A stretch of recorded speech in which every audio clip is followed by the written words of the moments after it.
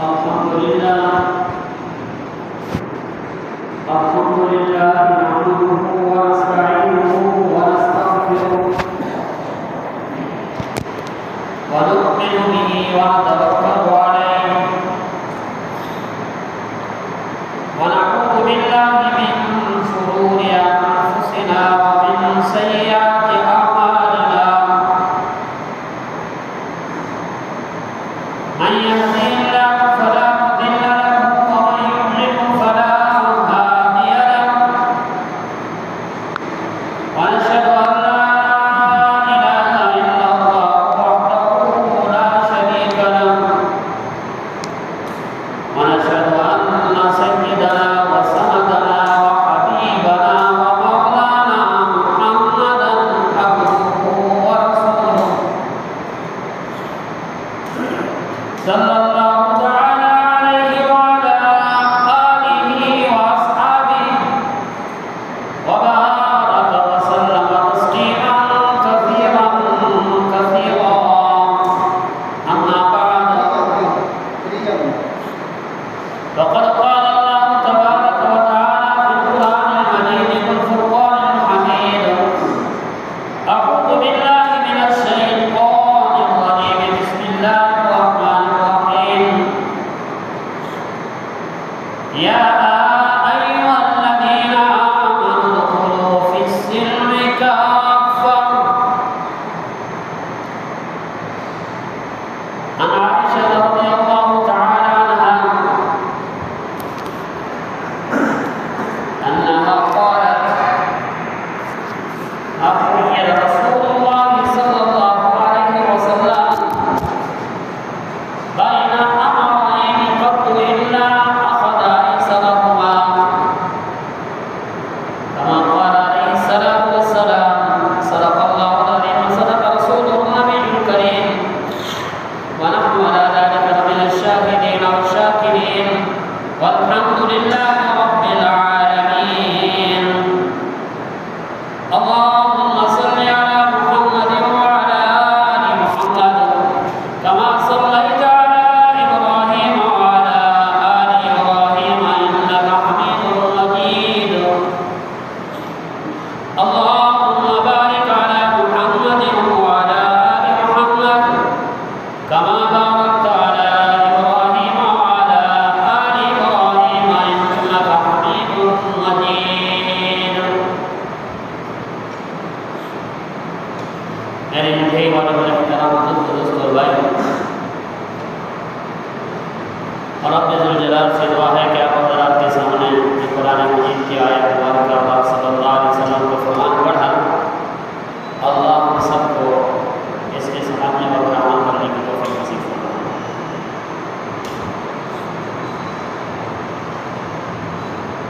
میں اور آپ مسلمان ہیں اور دین محمدی صلی اللہ علیہ وسلم پہ چلتے ہیں۔ میرا اور آپ کا ہر کام اگر دین کے مطابق ہے تو وہ اللہ اور اللہ کے رسول کا پسندیدہ عمل ہے،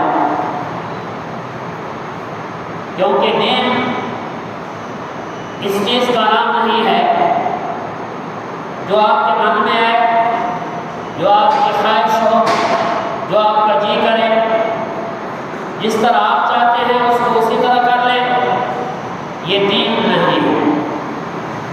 دین جو ہے سراسر نام ہے اتباع کا، سپردگی کا، تسلیم و رضا کا۔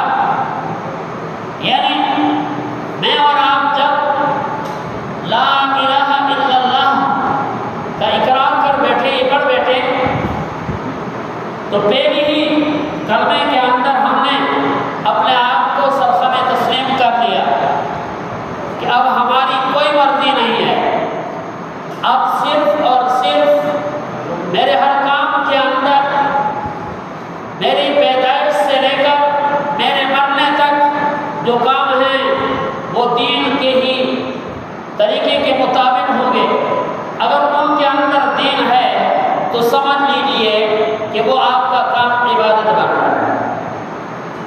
اگر آپ اس کام کو اپنی مرضی سے کرتے ہیں، اپنی خواہش کے مطابق کرنا چاہتے ہیں اور نام اس کو دین کا دیتے ہیں، تو وہ دین نہیں رہتا۔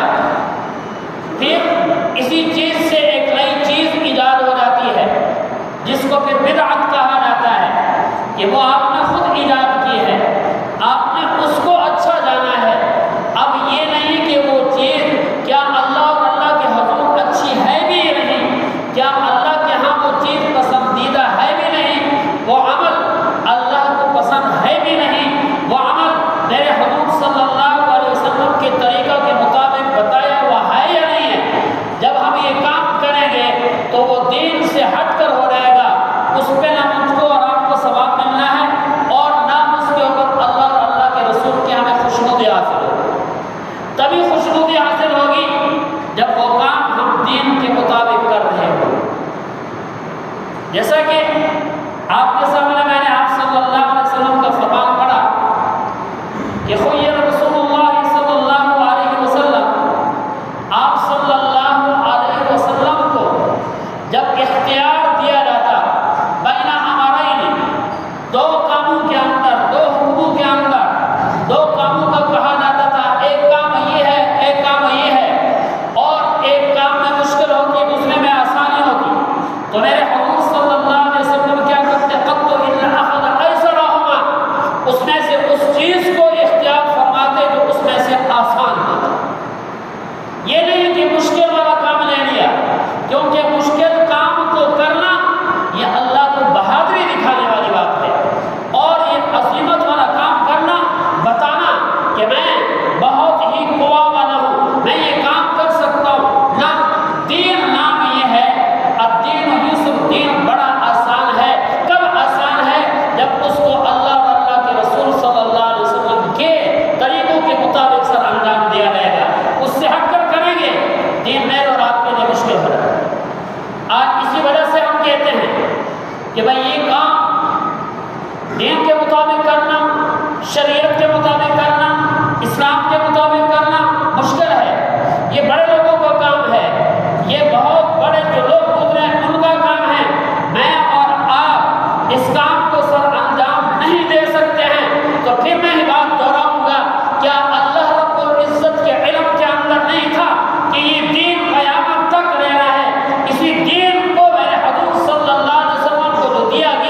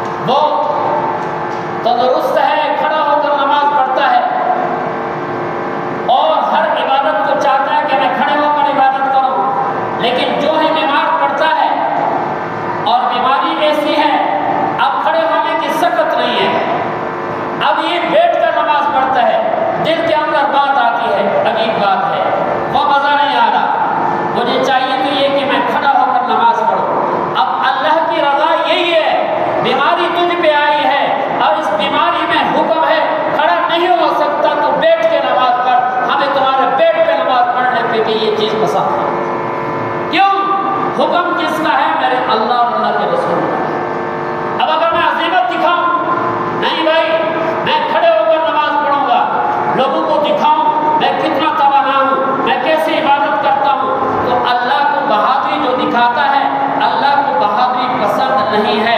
اللہ کو وہ کام پسند ہے جو عاجزی والا ہو، جس کے اندر انکساری ہو، جس کے اندر تضرع ہو، جس کے اندر تواضع ہو، وہ عمل اللہ کو پسند ہے۔ اب یہ حکم بھی میرے اللہ کا ہے کہ نماز کو بیٹھ کر پڑھو، کھڑے ہونے کی سکت نہیں ہے، کوئی بات نہیں ہے، آپ بیٹھ کر پڑھیں۔ ارے بیٹھ کر پڑھنے کی سکت نہیں ہے، نماز تو معاف نہیں ہے، نماز کسی حال میں بھی معاف نہیں ہے۔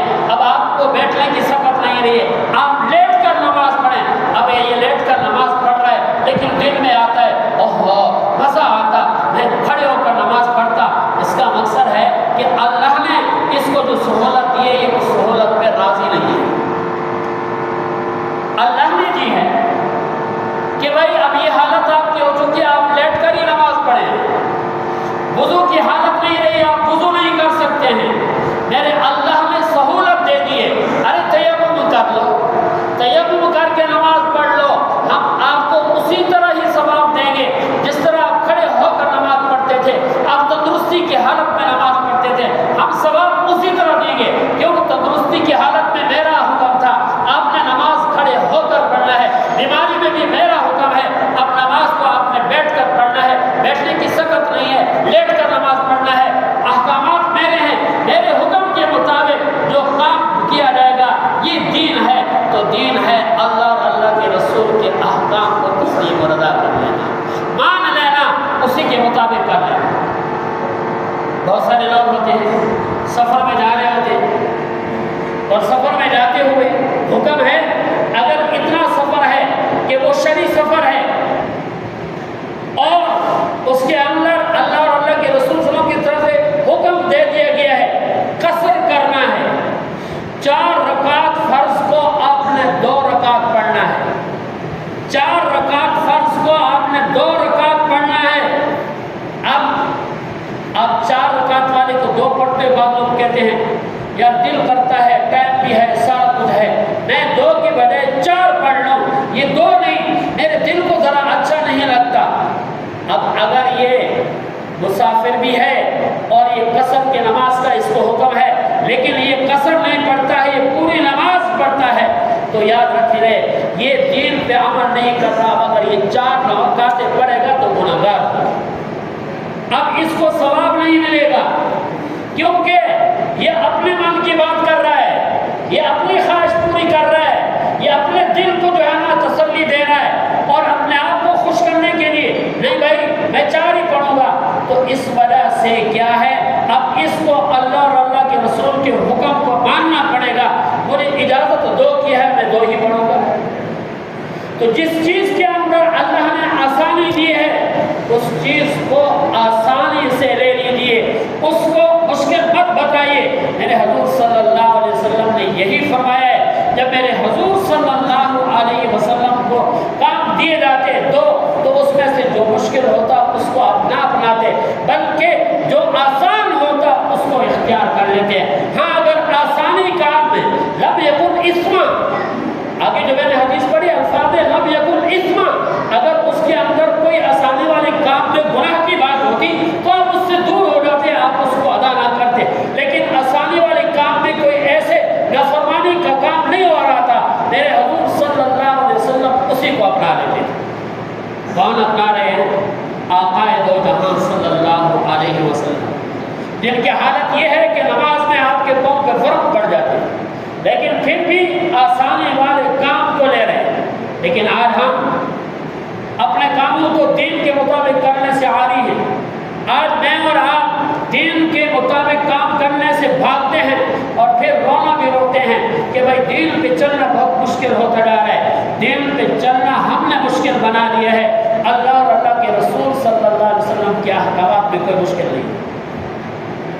جب ہم دین کو صحیح سمجھیں کہ اب اس وقت تقاضا کام کا کیا ہے، خود سمجھ میں نہیں آتا، اسی وجہ سے علماء نے لکھا ہے کسی مشائخ کے ہاتھ پہ اپنا ہاتھ دے دو، کسی ایسے اللہ والے کے ہاتھ میں اپنا ہاتھ دے دو، اس سے جا کر پوچھو اس وقت مجھے کیا کرنا ہے، اس وقت میں کس طرح عمل کروں تاکہ میرا اللہ مجھ سے راضی ہو جائے، وہ آپ کی رہنمائی کرے گا، اس وقت آپ یہ کام کر لیں،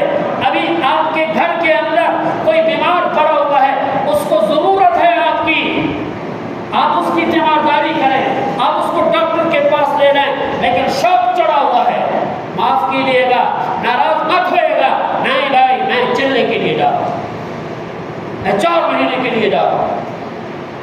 یہاں اس وقت 4 مہینے تبلیغ بڑا اچھا کام ہے، تبلیغ کا کام بہت اچھا ہے۔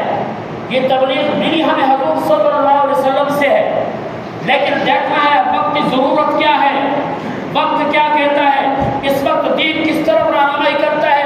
اگر کوئی اور نہیں ہے گھر کے اندر اس کی تیمارداری کرنے والا، اس کے لیے دوائیاں لانے والا کوئی نہیں ہے، آپ کی ہی ضرورت ہے۔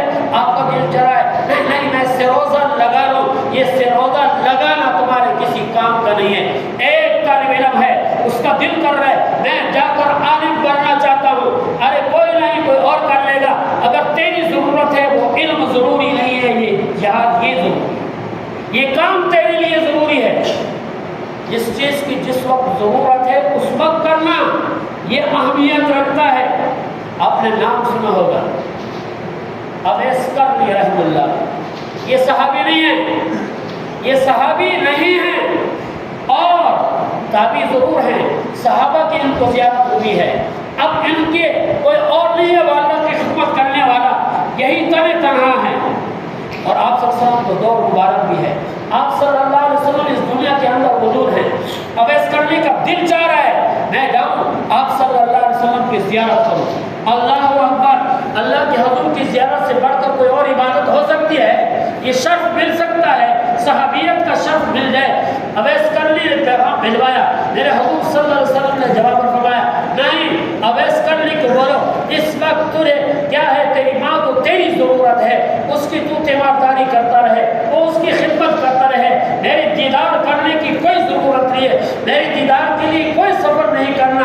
اویس کرنی میرے حضور صلی اللہ علیہ وسلم کے اس فرمان کو اپنا لیتے ہیں، وہاں پر اپنی والدہ کی خدمت کرتے رہتے ہیں، یہاں تک کہ میرے حضور صلی اللہ علیہ وسلم اس دنیا سے وصال فرما گئے، چلے گئے۔ لیکن صحابہ کرام رضی اللہ تعالیٰ عنہ ارمین کو فرما گئے ارے جس کی بھی اویس کرنے سے ملاقات ہو اس سے دعا کرا لیں۔ اب صحابی نہیں ہیں، صحابہ کرام کو فرمایا جا رہا ہے کہ اویس سے جہاں پہ بھی ملاقات ہو جائے تو آپ نے کیا کرنا ہے، اس سے دعا کرانی ہے۔ صحابہ سے کہا جا رہا ہے کیوں؟ اس نے دین پہ عمل کیا تھا، اس وقت دین کا تقاضا تھا ماں کی خدمت کرنی ہے۔ آپ صلی اللہ علیہ وسلم کی زیارت نہیں، آپ صلی اللہ علیہ وسلم کی زیارت سے زیادہ بھی ماں کی خدمت ہے۔ ماں کی خدمت کی اللہ نے وہ صلہ دیا ہے کہ کیا ہوا، اللہ رب العزت نے وہ مقام دیا کہ حضرت عمر فاروق رضی اللہ تعالیٰ عنہ چل کر جاتے ہیں، جا کر اویس کرنی سے ملتے ہیں، کہتے ہیں میرے لیے دعا کرو کیونکہ میرے حضور نے فرمایا تھا کہ اویس کرنے سے دعا کرا۔ تو دین کیا ہے؟ دین اس چیز کا نام ہے جس وقت دین کا جو حکم ہے اس کو کرنا، یہ سب سے بڑی بات ہے۔ آج ہم مولانا ڈاکٹر عبدالحی عارفی رحمہ اللہ بہت خوبصورت بات لکھتے ہیں، کہتے ہیں ایک شخص ہے جنگل بیابان کے اندر رہتا ہے، ایک بیوی ہے اور صرف وہی ہے اور کوئی تیسرا آدمی ان کے ساتھ نہیں ہے، اور اس شخص کو بڑا شوق ہے میں جاؤں جماعت کے ساتھ نماز پڑھوں، جماعت کے ساتھ نماز پڑھنے میں مجھے 25 اور 27 درجہ ثواب ملے گا۔ اور اس حالت میں بیوی کہتے ہیں میرے شوہر نہ جانا، میرے سرتاج نہ جانا، اگر آپ چلے جائیں گے میں اکیلی رہ جاؤں گی، مجھے ڈر لگتا ہے میں مر جاؤں گی خوف سے، لہذا تو نہ جا، لہذا یہاں گھر میں نماز پڑھ لے۔ اب ضرورت کیا ہے؟ اب ضرورت یہ ہے کہ یہ اپنی گھر والی کو اکیلا نہ چھوڑے، جنگل بیابان ہے، یہ نماز گھر میں پڑھ لے، وہاں جماعت کے ساتھ نہ پڑھے۔ لیکن اگر یہ اپنی بیوی کو چھوڑ کر جاتا ہے، وہ اکیلے رہتی ہے، جماعت سے نماز پڑھتا ہے، تو اس کو وہ ثواب نہیں ملے گا جتنا ثواب بیوی کے پاس رہنے سے۔ میرے بھائیوں، تو آج ہم بھی اپنے آپ کو یہ کر لیں کہ ہم اپنے ہر کام کو دین کے مطابق کر لیں، اور جب ہم دین کے مطابق اپنے کام کو کریں گے اور جب اس اللہ سے لو لگائیں گے تو پھر کیا ہوگا، میرا اللہ مجھے اور آپ کو نوازتا چلا جائے گا۔ مجھے اس میں ایک بات یاد آ گئی، عرب کی خاتون تھی، بڑی دینے والی تھی، اللہ کے راستہ میں لٹانے والی تھی، اللہ کے راستے میں ہر وقت دیتی رہتی تھی۔ تو ایک دفعہ ایک گلی سے گزر رہی تھی، تو اس گلی سے گزرتے ہوئے کیا ہوا کہ دو اندھے بیٹھے ہوئے ہیں. کتنے؟ دو اندھے. ایک مانگ رہا ہے یا الہ العالمین مجھے اپنے فضل سے رزق عطا کرنا. کس سے عطا کرنا؟ اپنے فضل سے عطا کرنا. اللہ سے دعا کر رہا ہے. دوسرا اندھا کہہ رہا ہے، اس عورت کنیت کی مشہور تھی ام جعفر، وہ کہہ رہا تھا مجھے ام جعفر کا بچا ہوا مال عطا کرنا. اب وہ عورت جب اس نے سنا، اب کیا کرتی تھی وہ عورت؟ جب بھی گزرتی تھی دونوں کو دیتی تھی. جو اللہ کے نام پہ مانگتا تھا، جو اللہ کے نام پہ مانگتا تھا، اس کو وہ صرف 2 دینار دیتی تھی.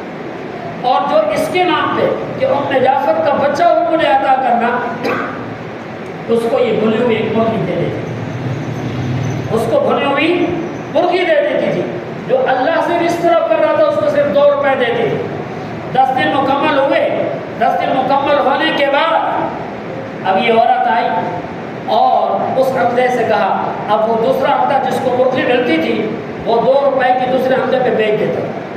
آپ مجھے 2 روپے دے دو، یہ مرغی مجھ سے لے لو. وہ اس کو 2 روپے دے دیتا تھا، 2 درہم دے دیتا تھا اور مرغی اس سے لے لیتا تھا. 10 دن اس طرح وہ کرتا رہا. تو 11ویں دن وہ عورت پہنچی تو اسے جو ام جعفر کے نام پہ کہتا تھا مجھے ام جعفر کا جو ہے بچا ہوا عطا کرنا، اس سے اس عورت نے کہا کہ یہ بتائیے کہ آپ نے 10 دنوں کے اندر 100 درہم لے لیے؟ نے کہا میں نے تو 100 درہم دیکھی نہیں ہے. 100 درہم کیسے ہوتے ہیں؟ کہا واہ بے وقوف، تمہیں 100 درہم نہیں ملے؟ کہا نہیں. کہا بات یہ ہے کہ جو اللہ سے مانگتا ہے، جو اللہ کے راہ پہ مانگتا ہے، اللہ اس کو عطا کرتا ہے. جو دوسروں سے لو لگاتا ہے اللہ اس کو عطا نہیں کرتا. کہا میں اللہ کے نام کا مانگنے والے کو 2 روپے دیتی تھی اور تجھے بھری ہوئی مرغی بھی دیتی تھی، لیکن اس مرغی کے اندر میں روزانہ کی بنیاد پہ 10 دینار بھی رکھتی تھی. جس کو تو 2 روپے میں بیچ دیتا تھا وہ اللہ سے مانگ رہا تھا، لہذا اسے 100 دینار مل گئے. تو مجھ سے مانگ رہا تھا، تجھے ٹوٹلی 20 دینار ملے. میرے بھائیو، آج ہم بھی جب دین سے ہٹیں گے، دوسروں کی دروازوں پہ جائیں گے، پھر دھکے کھائیں گے. جب ہم اس اللہ سے سوال کریں گے، اللہ ہی ساری چیزوں پہ قدرت رکھتا ہے، حالانکہ اللہ کو اسباب کی ضرورت بھی نہیں ہے، بغیر اسباب کے بھی مصیبتوں کو ٹال سکتا ہے. مجھے اور آپ کو سبب کی ضرورت ہے. مجھے اور آپ نے کیا کرنا ہے؟ سبب اختیار کرنا ہے، اور سبب بھی وہ اختیار کرنا ہے جو اللہ اور اللہ کا رسول ہے. جب وہ سبب ہم اختیار کریں گے اور اللہ سے مانگیں گے تو پھر کیا ہوگا؟ میرے اور آپ کی وہ عبادت بھی بن جائے گی، وہ دین بھی بن جائے گا اور وہ مسئلہ بھی حل ہو جائے گا. رب ذوالجلال سے یہی دعا ہے کہ